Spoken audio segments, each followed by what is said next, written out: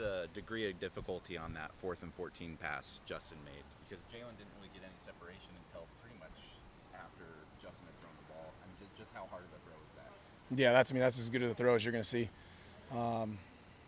Did an awesome job, threaded the needle, and we've all seen him. His accuracy is above average, and we continue to display that. It's a great read, great ball, great catch. How did you set up that call? It was all part of the game plan for what their coverage was and what their development was. It was developed into the right scheme versus the right look, and he played it perfect. Were you pretty pleased with what you saw to Travis Dye on Saturday?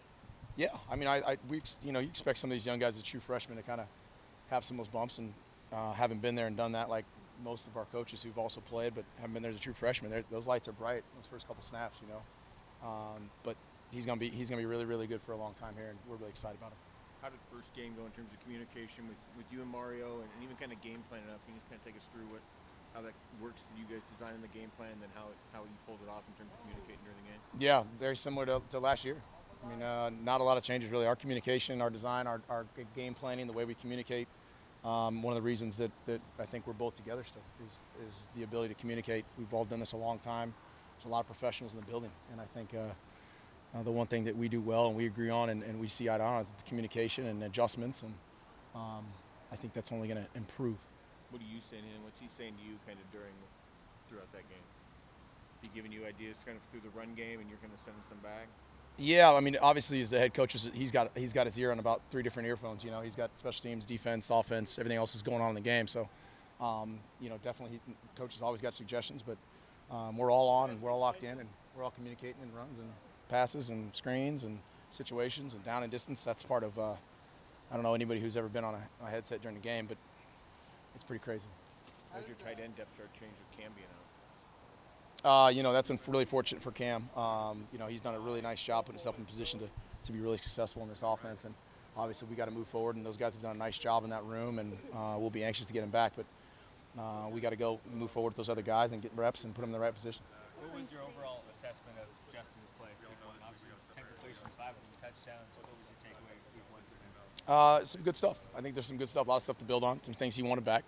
We're real critical of how we play at that position here. We have been for 2 years, and I think that he's done an awesome job of taking critical coaching, and he's very critical himself. So I think there's some really, really good plays on tape and some things I think that we got to learn from.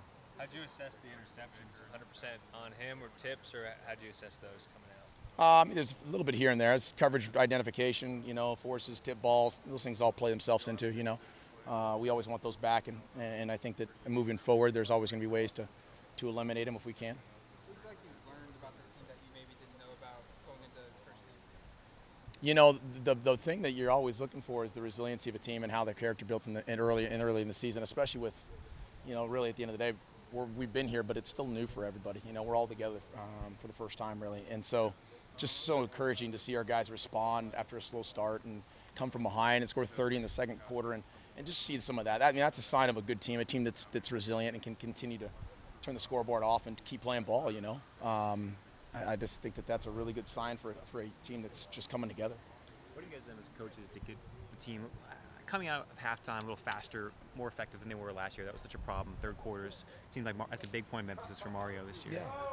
Yeah, I think we saw that dip in the third quarter last year. Whether how far you go back analytically and look at it, whether those third quarters you're up by 40 and you're trying to avoid the mental lapse, but we've definitely focused on turning the scoreboard off and teaching our guys the score will take care of itself, and executing is really going to be the most important part. Portland State, a pretty youthful team. What are you seeing so far out of them? A well-coached team that plays hard. I mean, you can't take anybody for granted in college football. Anybody can beat anybody any day, and so we're excited to see another team and come in and work our tails off this week. Our focus will remain on us, but and doing things right. But good, well-coached team, plays hard, and young. They fly to the ball. They're doing a nice job with that. That defense is a little bit different, and so you got to kind of prepare for that. So.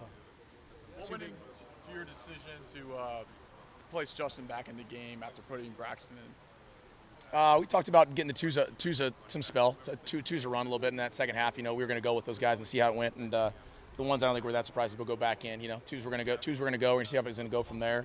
and then ones weren't going to be just out for the game. We were going to play that by ear, and we did. 2 big plays on a Jalen Red. What have you seen out of him? What does he add to this offense?